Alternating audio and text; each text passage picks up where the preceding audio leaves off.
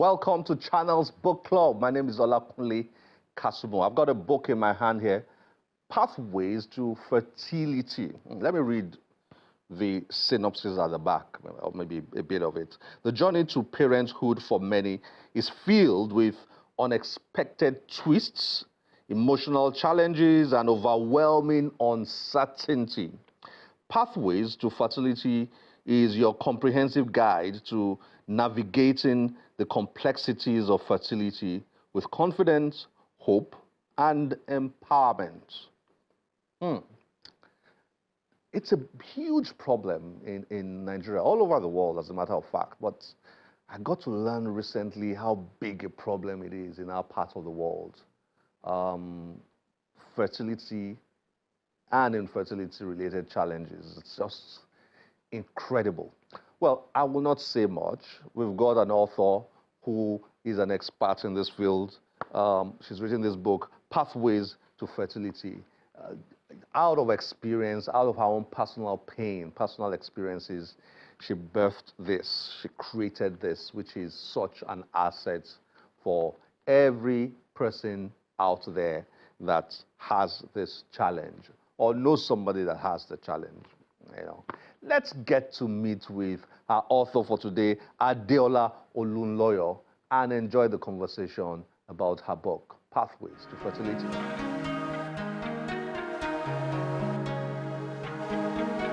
Adeola Olunloyo is a communications professional, broadcaster, health educator, and author. Olunloyo is an alumna of the University of Lagos, Nigeria, and the Royal Tropical Institute, Amsterdam, Netherlands. She has over 20 years of experience in public health and development and has been promoting adolescent reproductive health on TV since she was 17. Olunloyo has worked with global organizations like Johns Hopkins CCP, FHI 360, UNFPA, and UNICEF, leading programs across 25 Nigerian states in HIV prevention, family planning, and child protection. She joins Channel's Book Club to discuss her books, When Time Runs Out and Pathways to Fertility.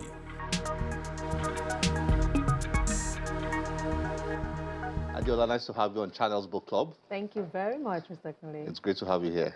I'm delighted to be here. When time runs out, navigating fertility in a world that delays motherhood, a world that delays motherhood.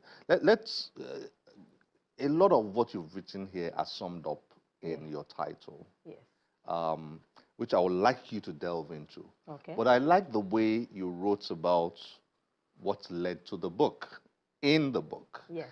Can you please just share a little bit of your background and then use that to introduce the book, explaining it with the title? Okay. Thank you for having me and for this opportunity to throw more light on the book. In 2022, when I was 42, I was facing a situation where I was diagnosed with adenomyosis, along with fibroids, which I was dealing with for over 13 years. So I was faced with a scenario where I had to consider having a hysterectomy, because as a permanent solution to solving the issue of adenomyosis. And at that time, I was single, with no partner and with no children. So I was forced to start to think, what's going to happen before I take this permanent decision? How about let me explore having a child? And that was what opened up my world into fertility education. So I started to, I had to go through 3 IVF cycles, which unfortunately were unsuccessful. And I was told the main issue I had was because my eggs were no longer viable because of age. Because of age. And then I started to learn about a woman's biological clock. What does it mean? When are you most fertile? When is the peak season for you to have children? When does it start to, decline? And all of those things. And I came out of that experience really traumatized, really emotionally, how will I put it, distressed and very regretful. Because I didn't have anyone to tell me 10 years ago that, hey, you should do this. Do you know about your fertility and all of that? So when I recovered, because it took me like 2 years to get myself together, I had to go through a lot of therapy. I had to heal. I had to overcome a lot of, personal challenges for me to get back to where I am now, to say, what can I do about this situation? I don't want other women who are younger coming after me to miss their biological clock. And that's, I felt like time has run out on me, even though technically it's not absolute because I'm still single, right? I don't know what's going to happen if I marry tomorrow and all of that. But at that point, I just felt like I didn't have enough information to make timely decisions about my fertility. And that's what led me to, or inspired me to write this book so that I can, use it as a call to action, not just for women, but for everyone who supports women or who cares about women to understand more about fertility and giving women options, to make reproductive choices. This is really powerful. What you've done is you've taken something painful, a painful experience, and you've turned it into a tool for education, for inspiring people, for opening the eyes of people and all that. It's really powerful. Well done. Thank you. Well, that's a powerful story, really. So that's where When Time Runs Out comes in. Comes in, yes.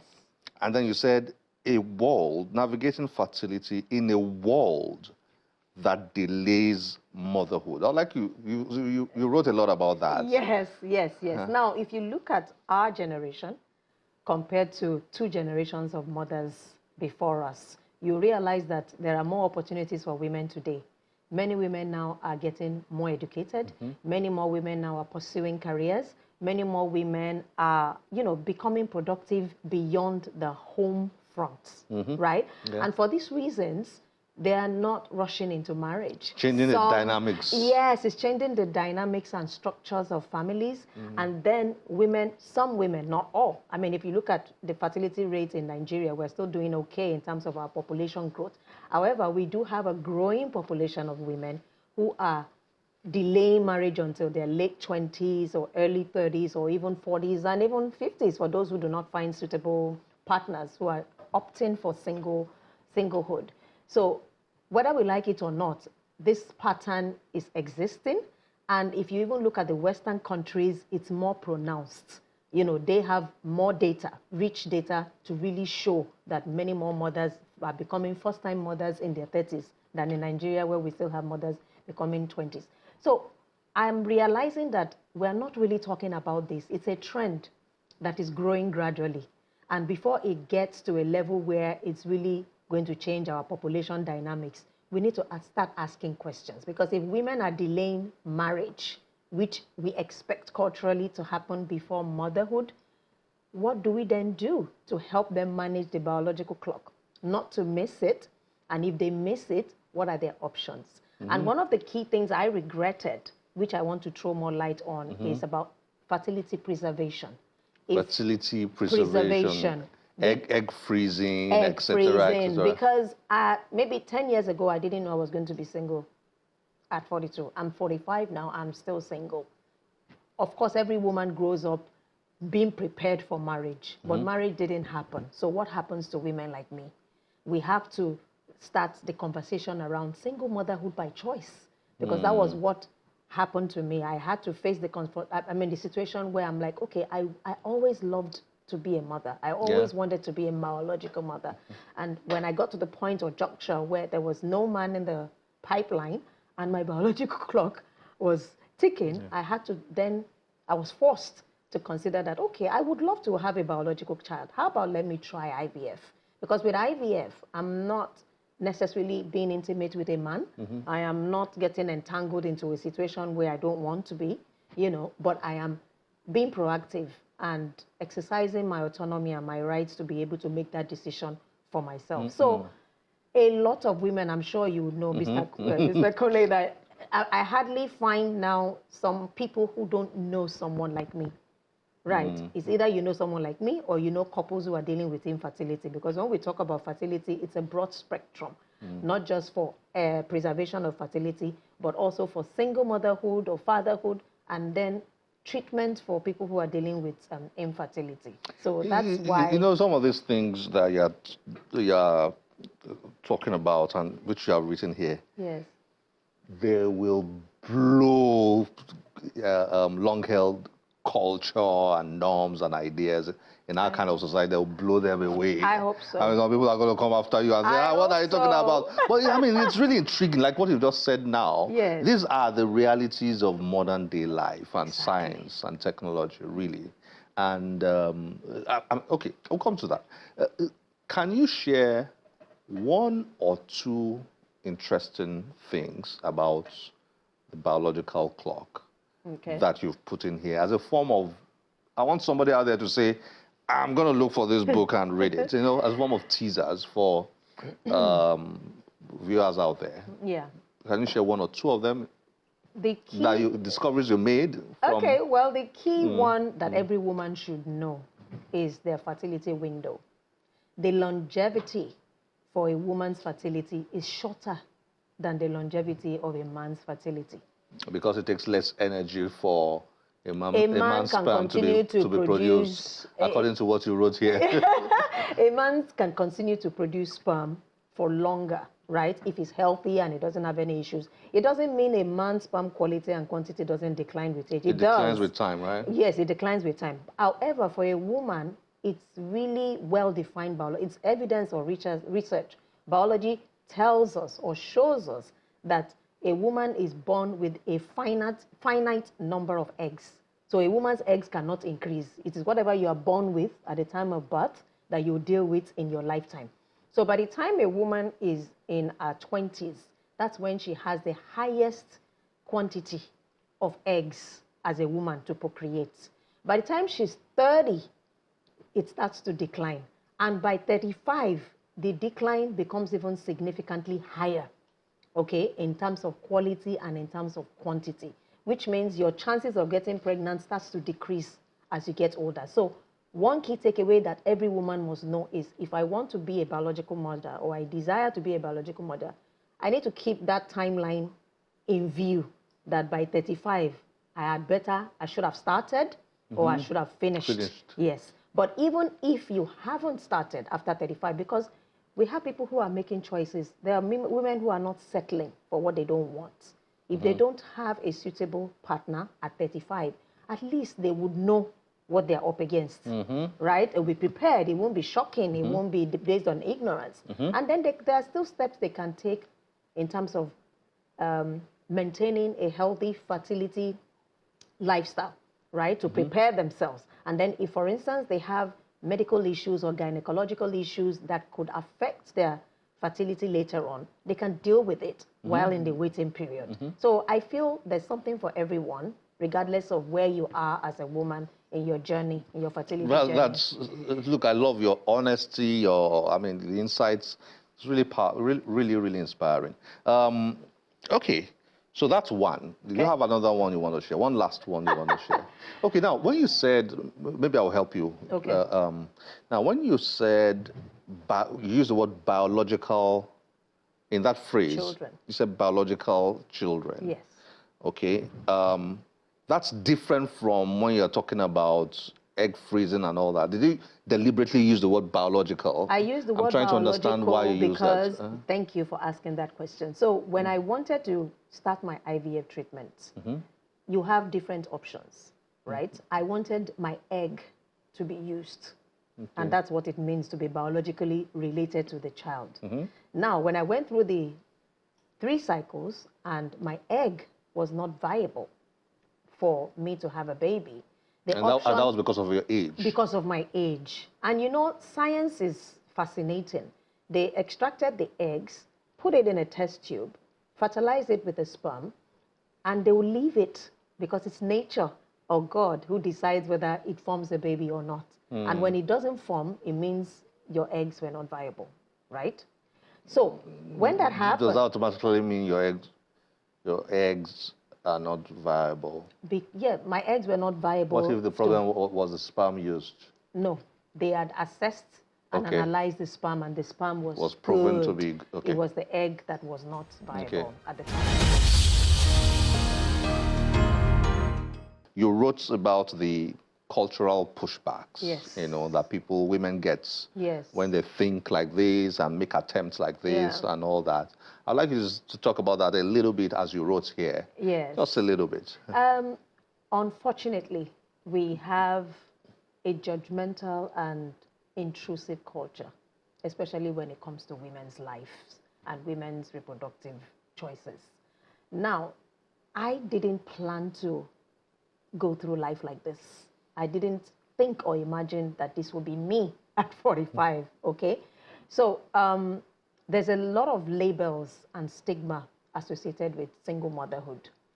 And we all see what happens maybe if a woman leaves her marriage or the man leaves her and she ends up with children, she's labeled negatively as a single mother without hearing the story behind it.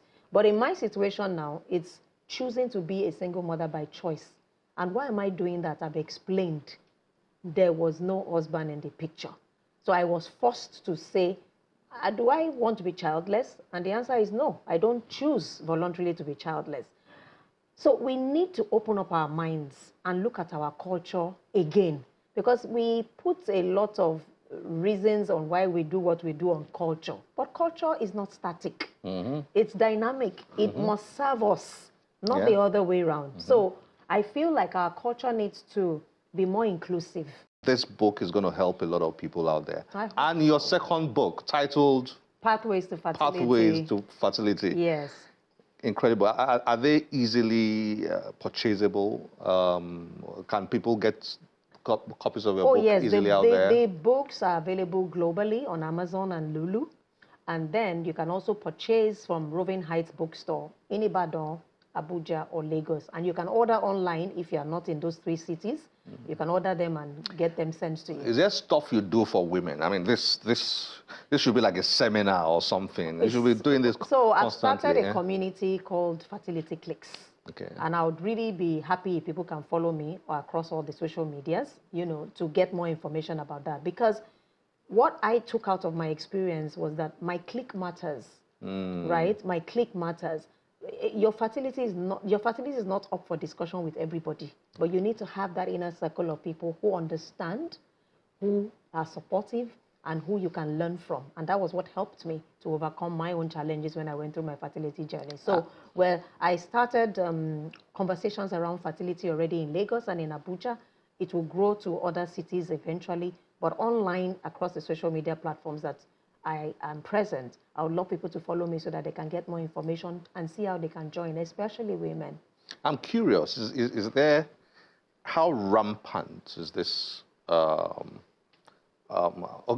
maybe the word rampant is not correct, it's not accurate, it's not the word I want to use. What's the burden you mean? No, I'm trying to have an idea. For example, your experience, which you have graciously shared with us.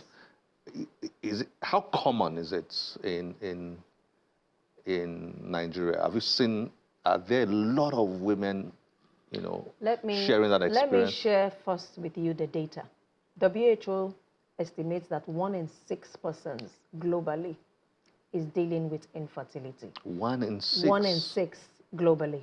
And when we translate that to the population of Nigeria, that's about 17 million people.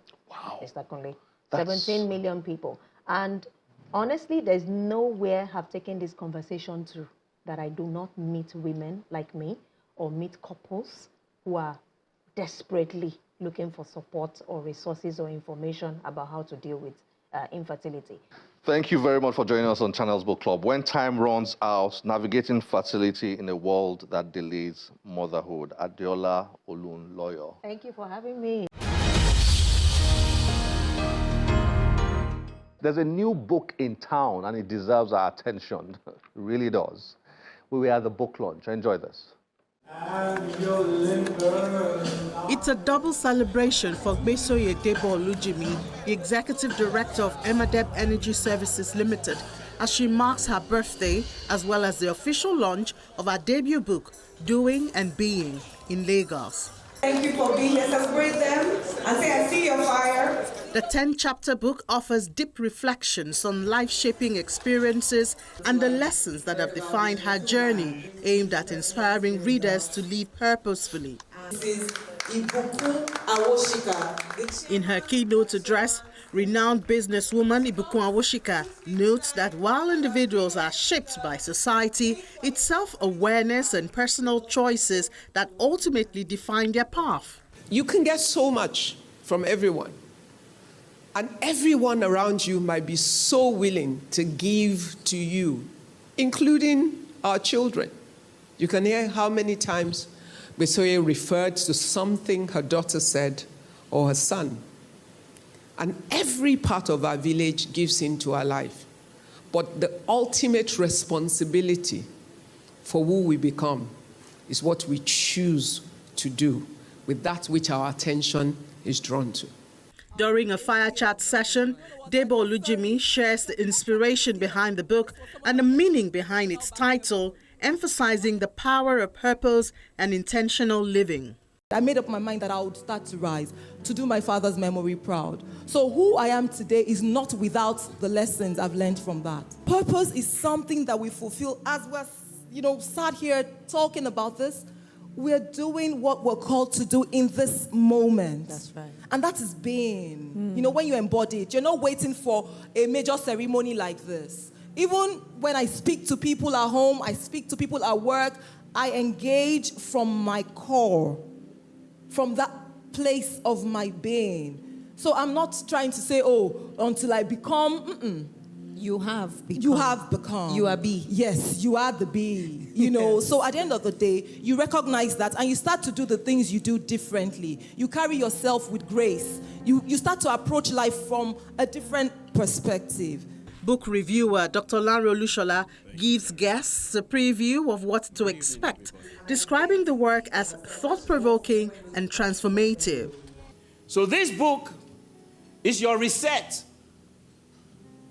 If you've been caught in the loop of endless doing, it is your reset. If your soul has been fatigued by busyness, it is your reset.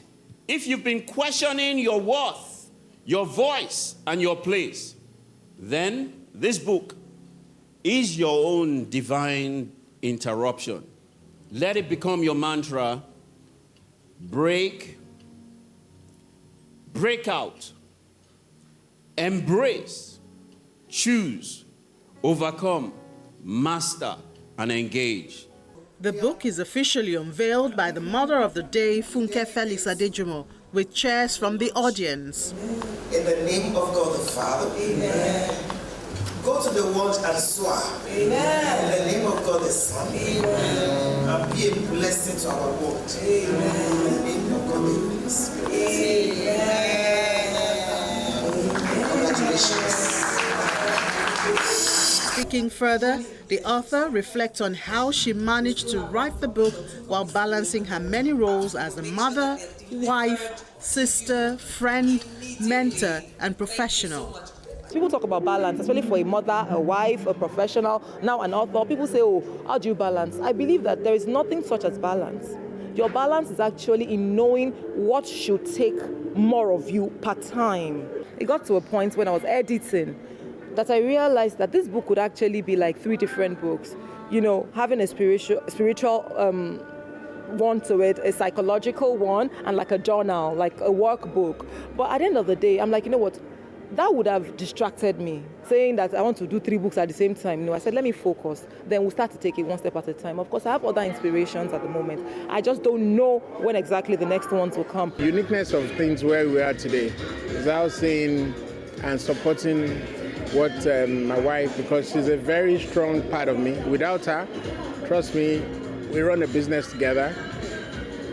She sits on, and I can tell you, our innovations, our strategy, our patriotism and commitment to the business and to the family, it's what you can't take away. So reality is,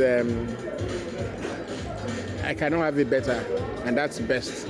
Then smile and say, being.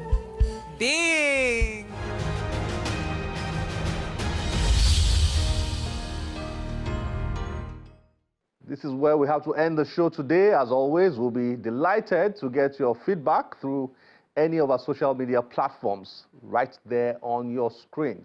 My name is Olakunle Kasumu. Remember, one great book can change your life. Bye-bye.